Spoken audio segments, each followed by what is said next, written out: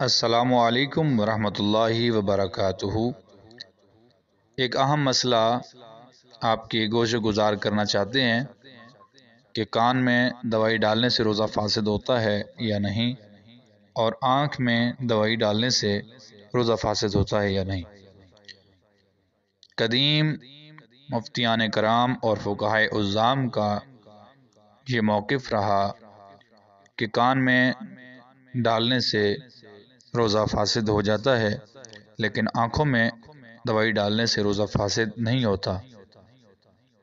لیکن جدید فقہائے کرام کا اور مفتیان عظام کا یہی موقف ہے کہ آنکھ میں دوائی ڈالنے سے روزہ فاسد ہو جاتا ہے، لیکن کان میں دوائی ڈالنے سے روزہ فاسد نہیں ہوتا۔ اور آج کے دور میں یہی لوگوں کو بتانا چاہیے اور اسی کے اوپر فتویٰ دینا چاہیے کہ کان میں دوائی ڈالنے سے، تیل ڈالنے سے روزہ فاسد نہیں ہوتا، لیکن آنکھ میں دوائی یا قطرے یا کوئی شے ڈالنے سے روزہ فاسد ہو جاتا ہے۔ اس کی وجہ کیا ہے کہ یہ مسئلہ تبدیل کیوں ہوا ہے؟ اس کی وجہ یہ ہے کہ جو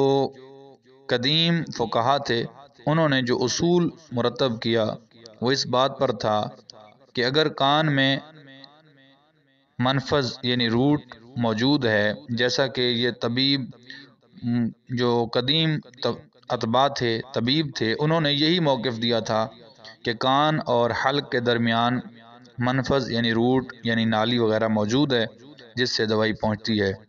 اور آنکھوں میں مسام ہیں لیکن روٹس نہیں ہیں۔ لیکن جدید طبی تحقیق سے یہ ثابت ہوا ہے کہ کان اور حلق کے درمیان کسی قسم کا کوئی روٹ اور کسی قسم کا کوئی ایسا ذریعہ نہیں ہے، نالی وغیرہ، جس سے کان سے حلق تک کوئی چیز پہنچے۔ لیکن آنکھوں کے اندر، آنکھوں کے جو حلقے ہیں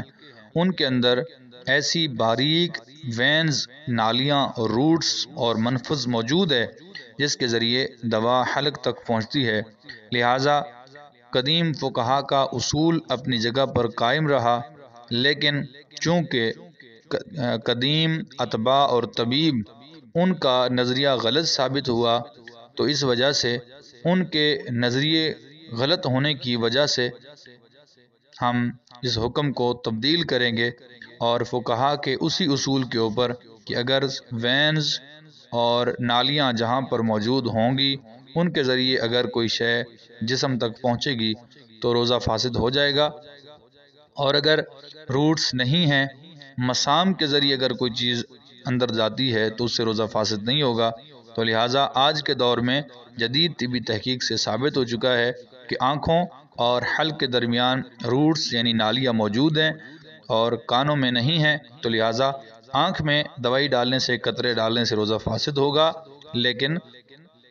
کان کے اندر دوائی ڈالنے سے روزہ فاسد نہیں ہوگا۔ اس چیز کو اچھی طرح سمجھ لیں اور یہی لوگوں کو حکم دیں۔ رہا یہ مسئلہ کہ اگر کسی شخص کی آنکھیں اتنی زیادہ خراب ہیں کہ دوائی نہ ڈالے تو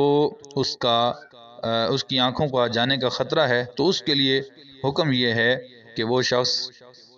روزہ چھوڑ دے، اور جب تک اس کی آنکھیں تندرست نہیں ہوتی وہ مریض ہے اور مریض دائمی کے حکم میں ہے، وہ روزہ نہ رکھے اور قضا بھی اس کے اوپر نہیں ہے، صرف اس کے اوپر فدیہ لازم ہے۔ جب تک وہ تندرست نہیں ہو جاتا وہ فدیہ ادا کرے گا، اس سے اس کے روزے کا حق ادا ہو جائے گا۔ واللہ تعالی اعلم بالصواب۔